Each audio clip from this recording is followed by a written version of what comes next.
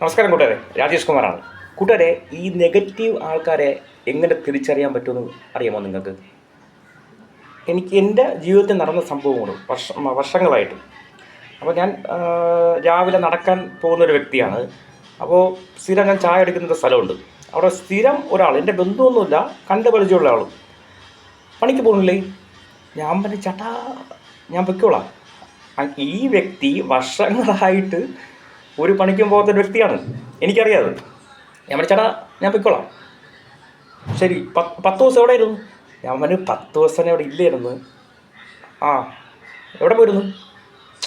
ഈ വ്യക്തി അറിയേണ്ട ആവശ്യമില്ല ഞാൻ എവിടെ പോകുന്നത്, എൻ്റെ ജോലി എന്താണെന്ന് ഈ വ്യക്തി അറിയേണ്ട ആവശ്യമില്ല. പിന്നെ പറഞ്ഞു, നിനക്ക് 2 പെൺമക്കളാണ്. ഞാൻ അതിനിപ്പോൾ ചേട്ടൻ എന്താ കുഴപ്പം? കെട്ടിച്ചോണ്ടേ? ഞാൻ പറഞ്ഞത് ഞാൻ നോക്കിക്കോളാം.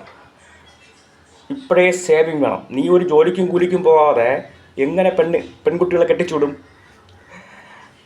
അത് ഞാൻ നോക്കിക്കോളാം ചേട്ടാ. നമ്മുടെ ചേട്ടന് ഫേസ്ബുക്ക് ഉണ്ടോ? ഇല്ല, എൻ്റെ ചെറിയ മൊബൈലിലുള്ളൂ. വാട്സപ്പ് ഉണ്ടോ? ഇല്ല. ഇൻസ്റ്റ ഉണ്ടോ? ഇല്ല. പിന്നെ ഞാൻ പറഞ്ഞു, ചേട്ടാ ഈ പറയുന്ന എല്ലാ കാര്യങ്ങളും എനിക്കുണ്ട്. അപ്പോൾ ഞാൻ എൻ്റെ മൂത്ത മോക്ക് എൻ്റെ ഫേസ്ബുക്ക് കൊടുക്കും, എൻ്റെ ഇളയ മോക്ക് യൂട്യൂബ് കൊടുക്കും. അതെന്താ ഈ ചാനൽ കൊടുക്കണേ? ഞാൻ ഓൾറെഡി ഫേസ്ബുക്കിൽ കൂടെ എനിക്ക് 1 ലക്ഷം രൂപ വരുമാനമുണ്ട്, യൂട്യൂബിൽ 1.5 ലക്ഷം രൂപ വരുമാനമുണ്ട്. അങ്ങനെ കണ്ണ് തള്ളി ചേട്ടാ തന്നെ. ഓ, അപ്പം ഞാൻ ആ ടൈം ആകുമ്പോൾ ഇവർക്ക് അത് അങ്ങോട്ടും ഇങ്ങോട്ടും ഷെയർ ചെയ്യുമ്പോഴേ അവർ ആ ടൈം ആകുമ്പം 10-15 ലക്ഷം രൂപ മാസം വരുമാനം വരും. ഉടനെ ഇങ്ങനെ ഒരു കോൾ വന്നു. ആ ചേട്ടാ പണിയുണ്ടല്ലേ? ഒറ്റ പോക്ക്. ഇന്ന് ഞാൻ പോയപ്പോൾ എന്നെ മൈൻഡ് ചെയ്യണില്ല. എന്ത് മനുഷ്യരല്ലേ?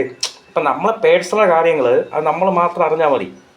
ബാക്കിയുള്ളവർ നീ എന്ത് ജോലിക്ക് പോകുന്നു, എന്തിന് വെറുതെ നിൽക്കുന്നു, നിൻ്റെ വരുമാനം എത്ര, നിൻ്റെ ശമ്പളം എത്ര, ആരും അതറിയേണ്ട ആവശ്യമില്ല. അവർ സ്വന്തം കാര്യം നോക്കി അങ്ങ് പോവുക. ഇങ്ങനത്തെ നെഗറ്റീവ് കുറേ ക്യാരക്ടറുണ്ട്. ഇപ്പം നിങ്ങൾ ആരുടെ അങ്ങനെ ചോദിക്കാൻ പാടില്ല. അല്ലെങ്കിൽ കണ്ടു പരിചയമുള്ളൂ, വർഷങ്ങളായിട്ട് കണ്ടു പരിചയമുണ്ട്. അങ്ങേരെ ചിലവിലല്ല ഞാൻ കഴിയണത്, എൻ്റെ ചിലവില്ല അങ്ങേര് കഴിയണത്. അങ്ങനത്തെ കുറേ നെഗറ്റീവ് ആൾക്കാരുണ്ട്. എന്തിനാണ് ഇവർ തരുന്നത്? അതിനുശേഷം ഞാൻ ഇന്ന് രാവിലെ കണ്ടപ്പോൾ എൻ്റെ അടുത്ത് മിണ്ടിയില്ല, ആൾ പോയി. ഓക്കെ കൂട്ടുകാരെ, നല്ല ചിന്തയോടെ ജീവിക്കുക, നല്ലത് മാത്രം ചെയ്യുക, നല്ല പ്രവൃത്തി ചെയ്യുക. ഇപ്പം ഞാൻ നല്ലൊരു പ്രവൃത്തി ചെയ്തുകൊണ്ട് ഞാൻ ഒരു പെട്ട സമയത്ത് എന്നെ ഒരുപാട് പേര് ഹെൽപ്പ് ചെയ്തു. മനസ്സിലായ? ഞാൻ തിരിച്ചു കൊടുക്കാൻ വേണ്ടി ഞാൻ അയച്ചു കൊടുത്തിട്ട് പോലും തിരിച്ചെനിക്ക് അയച്ചു തന്നു. അതാണ് നമ്മളൊരു നന്മ എന്ന് പറയുന്നത്. നമ്മൾ എവിടെ നന്മ ചെയ്താലും ആരെങ്കിലും എവിടെയെങ്കിലും നമുക്കതൊരു സപ്പോർട്ടായിട്ട് വരും.